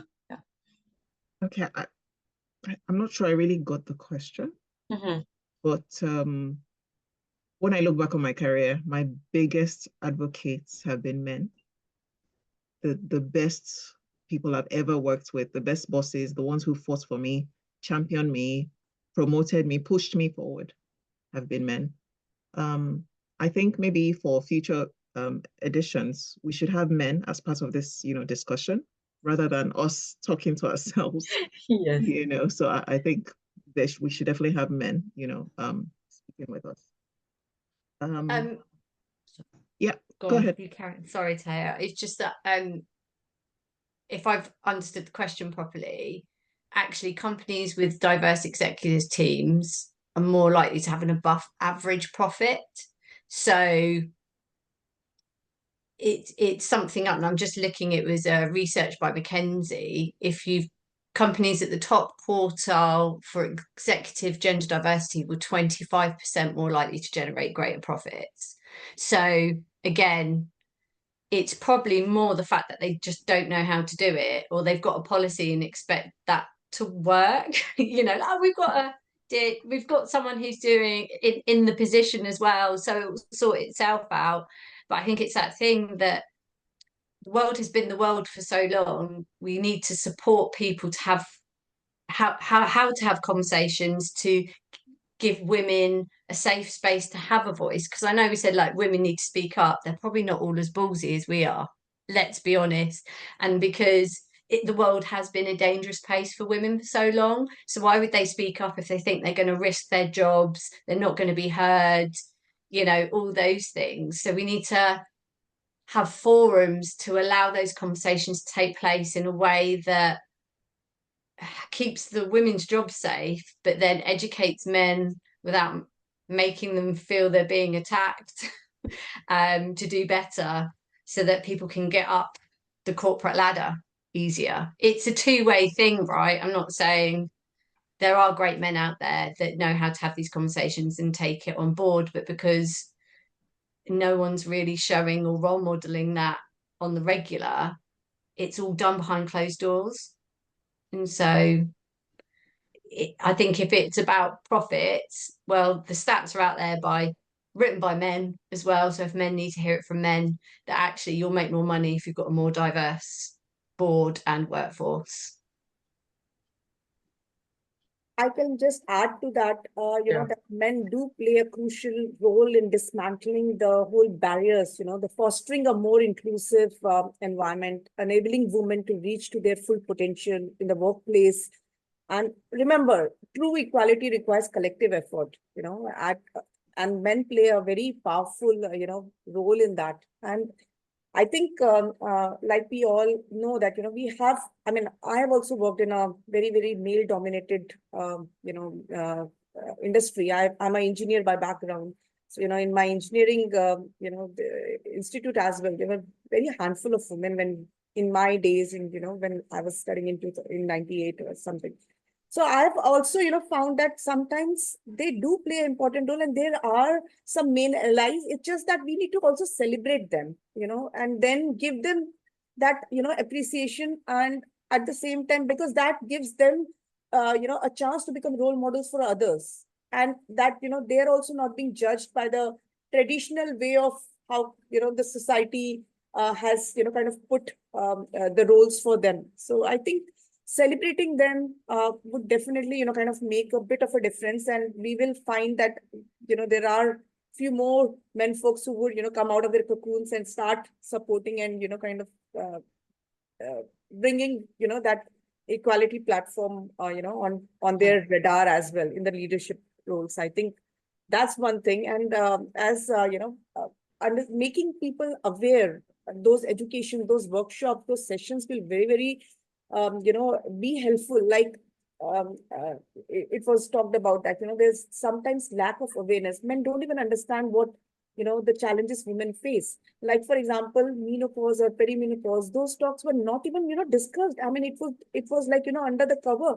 But right now, you see, it's being talked about, and the organizations are putting some policies in place, because it is real. The pain is real. The struggle is real, So people are understanding, and and that will only happen if that awareness is there. It's being, the open communications is there, and there is a transparency when. So I think these things, will have to, kind of come together, and somewhere men and women leaders need to, kind of join hands to kind of push forward and be more vocal and, raise their voice, towards this. In this Himani, I just want to add yeah, one point in that. yeah, Sorry, yeah, Ekta, you sure. were saying something? No, please, Actually, please, when please. Ekta was saying, I just remember a recent example. It happened with one of my friend only. And sometimes, there's a man, I think there is a difference between empathy and sympathy, and they just walk on a very fine line. So my friend, she was in marketing, and before the childbirth, she used to go travel a lot across the world with different assignments. She loved her job because that is giving her all the options to travel across the world. And when she had the baby, and then after the break, when she joined back again, her boss was not giving her any assignment which involved going out of the country. After some time, she started feeling really frustrated because all of her team members were getting these kind of assignments. She was not getting it. And when she was speaking with me, I'm really frustrated. I'm not getting any assignments. She has a good childcare system at home. She has a good support system at home. She was ready to take that responsibility. I said, go and speak with your boss. What happened exactly? What went wrong? And she went and asked her boss, why you're not giving me any responsibility? I want to go for these events, which is going on outside. And he said, because, I know you have a small baby and you cannot travel. And that's the reason I'm not giving you these assignments. And she was like, no, I have created this whole system so that I can pay equal attention to my job as well and my family as well. So I think let us decide what we want to do. Not, don't decide on our behalf that, okay, because you're having a small kid, you cannot take this responsibility. So this is, I have seen there that, man have to understand what is sympathy and what is empathy and which side actually you're walking. And another thing, then before I closed, because recently I worked with a group of, I worked with a team where a lot of Generation Z's male were there and millennia women's were there. And there's a lot of dispute happened when I was coaching them. Generation Z's was complaining. Sometimes they are totally there for the assignment. They are there in the team 100%. And another day, what happened? We don't know. They're not there. Okay, so because they don't have that awareness, we were speaking about it earlier, that education system, because they don't know. Maybe another day our mind is somewhere else because my mom is in hospital, or maybe I have to attend my kid's PTM. He's looking forward for that, and I'm missing that PTM. So that's the reason, there's a lot of gap in there. And I think corporate really have to, that Ekta also said, nobody knows what a woman is going through when they are having menopause or pre-menopause. All of these issues we never spoke, we never put emphasis on. And it's very important to discuss them openly, start speaking about them openly. Thank you. I think you get said a very good point. I think I would say in the whole, the culture of the work environment, there should be that empathy space should be there. So that whenever any woman is going through something, she can go and talk to maybe any supervisor or any peer, very comfortably, rather than thinking, what if I will talk to my supervisor, what or he or she will think, or what my peer will think. So that comfort should be there into the company. Yeah. And with that, Shani, I want to ask, because we are met at the tech event, and we know that there were few, like men who were supporting the women leaders like Russ and everyone. So, yeah. Sorry, sorry, Hemant, what was the question? So the question was on the same path only, like, what do you feel is like how the men, what is stopping the men to be good allies, Yeah. So back to the original question. Yeah. Excuse me. I feel that actually I have a lot of men, or I have had a lot of men advocates in my life throughout my corporate career. I actually have found that sometimes the barriers have been the women. I don't know if that's going to be a slightly polarizing view. But a lot of the time I've found, as I've gone up the ladder, corporate partners or partners in law firms have had this view where they've said, well, actually, I managed to do it. I balanced everything. Why can't you? Carry on. And I think society is changing now with that view. And, those of us that are coming through, whatever age you are, it's changing. But, to give, gratitude to men where it's needed. I have had a lot of supportive male colleagues whom I think, perhaps have skirted around the subject because they're like, oh, it's fine, she needs time off for X or whatever. But yeah, I found it's been women in my life that perhaps have been more barriers. Or if I'm leaving early, it's like, why are you leaving early? What, I'm not. It's 5:30. I'm going actually because I want to be home to put my kids to bed or whatever it is. But actually, the men don't really care. So yeah, I don't know if that's if anyone else has felt that, but yeah, that's one of the things I've had certainly in my career. Oh, no, I can understand, because I was able to collate with one of my friends. So she was like, I'm very happy to have a man boss, because whenever I have a female boss, she asks so many questions, which makes my life, so hectic during my work life. I want to have a male boss. So yeah, with that, before we go, last question, Annette, I would like to go with you on this thing. Yeah. Yes, it's interesting listening to this, and hearing how many women have had male advocates that have helped them advance in their careers. And I as well have had male advocates that have helped me pioneer and advance in my career, but I can't say that's always been comfortable. I have to say that's, that we really do have to sell an idea or ourselves to men to move on. And it's interesting because I'm in the world of education. Women are predominantly in education, from teachers to principals, But it's really interesting that when I, recall giving a training session to school inspectors, when you get to the inspector level, and very often still, I am the only female walking into the room. And so I'm acutely aware of this, and the room full of men are also acutely aware of this. And this is at a government level. So this still exists.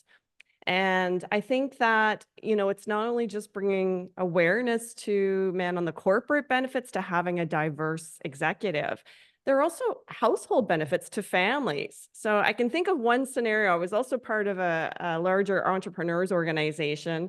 And of course, when you get into larger corporations, about 5% are represented by women. And I would say probably only 1% are represented by women who are not in a partnership in their corporation with a male spouse, so it's a very rare.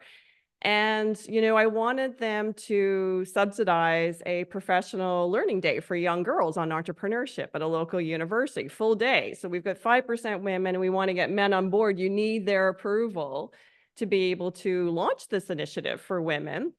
And it was interesting that a lot of them were concerned, but they really weren't aware of, the impact, not just for diversity of corporations, but on their households, not just having women needing leave because we're having children, the idea of parental leave, a household benefit. How does this benefit your family when your wife and your partner or your daughters? How does it impact your daughters? And ultimately it was the sales pitch to daughters, but this is what your daughters will be facing statistically from an income earning perspective if you don't support and get on board with helping them to provide access to opportunities and advance their careers.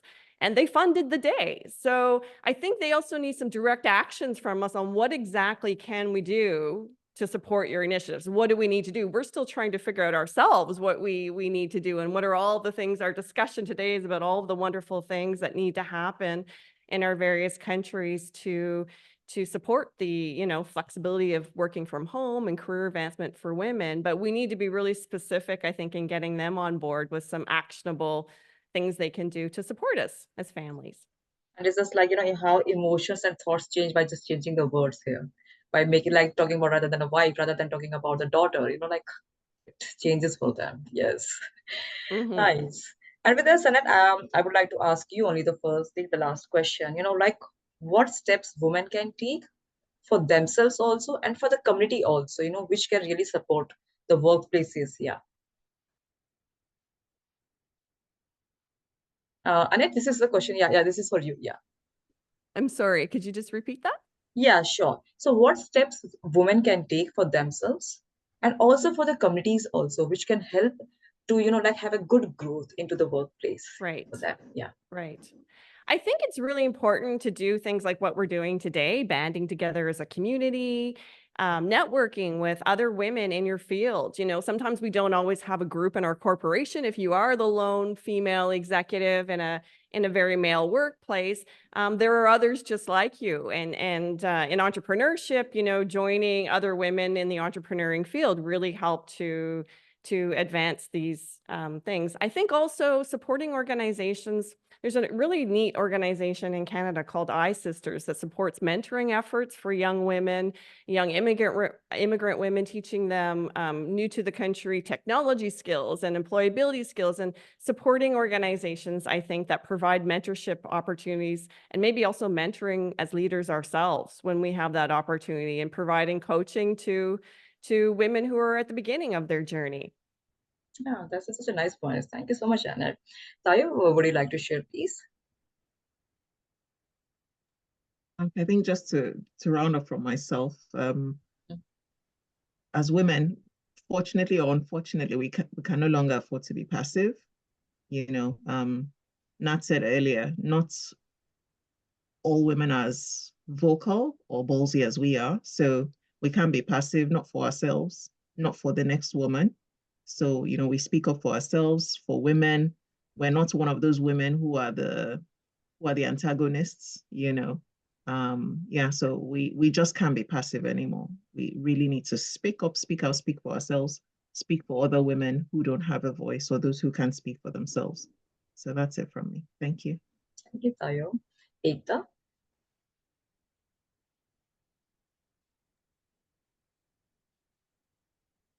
Yeah, you are on mute. Yeah. So, so I think, collectively people, I mean, Annette has already, kind of summarized what, what all steps we need to take collectively. But a few more things like, we should also advocate for workplace policies, if there are not, the policies are not in place, promotional policies need to be audited, and we need to, kind of be vocal and push for those policies, so that there is a awareness about it. Also, we need to, as become mentors or sponsor the younger women who are joining in our in workplaces and pay it forward, right? I mean, if someone has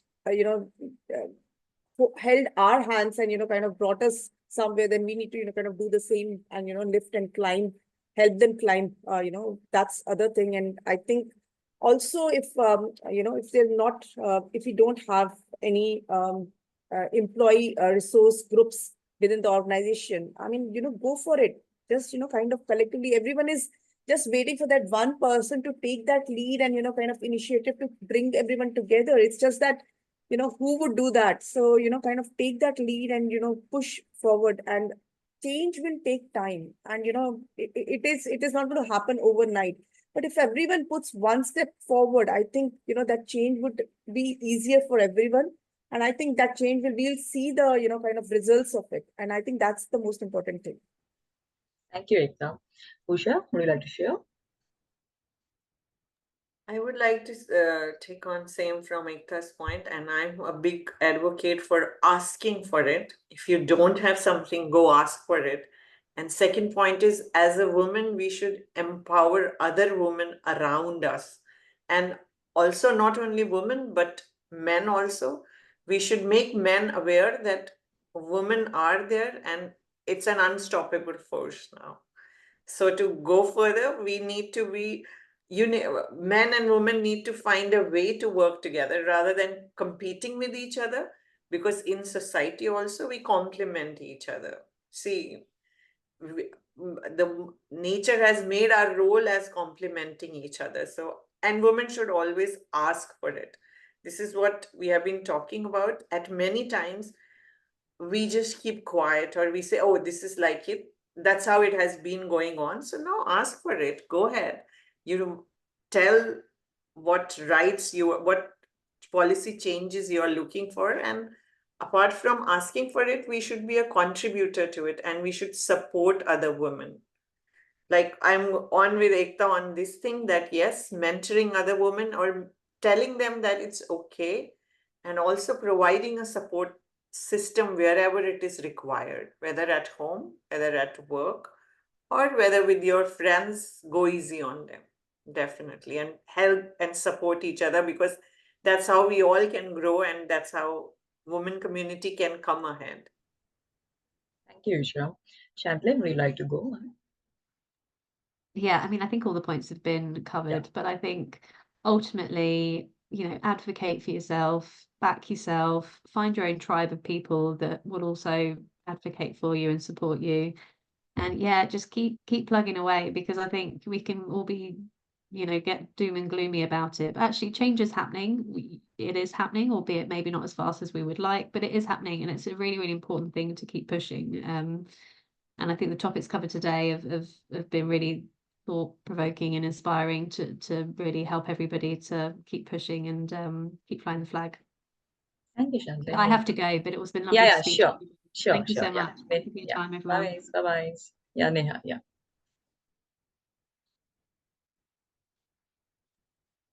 Yep. So, one thing, this is, I've been into performance evaluation for quite a long time in HR. And that one thing which I've seen, we don't own our success. Most of the time, when we come, there's a big difference when you do the performance evaluation of a male employee or the female one. You can see the difference. We never play the lead role in our success. We always give credit to our team, our boss, maybe sometime to family, other one. Why you cannot play lead role in your success? Male, they take all the credit. Okay, I did it. I had a support from my sister, for my team. But yeah, this is the one. It was my idea. I did it. I work on it. So this is a big difference, in both the gender, you can see that. So we really need to own our success, ask for it. This is what I did, and I want my promotion. I want my pay highs, whatever is coming up. And second thing, which Ekta and Usha both mentioned, actually creating that mentorship and sponsorship, because I worked in an organization recently on a project for creating this kind of mentorship for women, and I've seen a lot of male candidates male employees were coming up, but very less females were coming up. It's seen in studies as well that the female who are there on the C-suite or on the higher level, they're less likely support the women's. And when I ask them, it's more like additional responsibility for them. So we have to overcome from that bias that this is an additional responsibility, because if you're not sharing your failure, your success, your obstacle, what's your going on, how you reach there on the top level, if you reach there, it's your responsibility to at least show that light to others as well. So owning that responsibility and owning our success, I think two very important things, which as a woman we should be, paying more attention on. And before I go to just that, they just want to say here one thing. Me and Champlain met to one of the tech event, and there was one of the male peer, and he said a very good thing. Why don't you as a woman, come up, when a lot of opportunities come? Even the men also don't have those maybe sometimes skills, knowledge, and experience about that field. But they come up with so much of confidence. Yes, they can do it. But why don't you as a woman come with so much confidence and and say, oh yes, I can do it. You always hesitate, oh, I need to be, perfectionist first, and then let me take, this role. And this is something, yeah. Thank you, Neha, for reflecting it back. Yeah, sorry, Natalie. Yeah, please. Yeah, actually, following on from that, I think it's like men will apply for a role if they only meet like 40% of the criteria, whereas women will wait until they meet every single one before they apply for it. Yeah. I do joke a little bit saying sometimes I need to bring out my inner man to just speak out and own my successes, because we do sort of congratulate everyone else before we go, without taking too much credit. I think for me, it's role modeling, right? And that is the successes as well as the failures, because giving more access to careers for women, I can only talk from my experience. So it's also making sure that the right voices are speaking about the right experiences, because I'm a white single parent with a neurodiverse child, so my experience is different to some of yours here on the call, and so I wouldn't take away your voice, and we should give each other voices where needed, because we can't talk for all women. We can broadly do it, but ultimately there are nuances that we also need to learn about internally. But role modeling, I think, is the huge thing, showing how flexible working can work and talking about it and shouting about it. So when you have certain voices going, oh, this won't work, your team will be less productive, and like, not in our house, this is how it's worked. I think that's the key thing. As Tayo said, we've got to be the voices for the people that don't have the confidence yet to show that it's all right to talk about these things, and not bash men, because it's not all their problem. This is a society thing, that society, and it takes a lot of education everywhere to, and if we've got kids, that's where we can start infiltrating from the young. Yes, true. To change at the top, but we can only do what we can do. We also need to give ourselves a lot of grace and have a rest, because you can't pour from an empty cup. So we need to give ourselves rest and grace.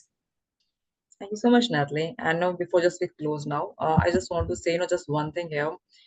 Yes, this is something I would say from my own experiences, that rather than either a man or woman, but yeah, as we are talking about here, woman, waiting for a situation to become worse. It could be a career, it could be a relationship, it could be a health. Don't wait for that. Just take a right support before that in whatever way you want to take, so that your life can become better, and wherever what growth which you want in your life can be done. Because this is something which I realized it, like I do the coaching, but I also have a coach from last 4 years. And this is something I believe into this thing, because this has really helped me. And when I started it, with my coach, I literally realized it. If I could have got my coach earlier in my life would have been different.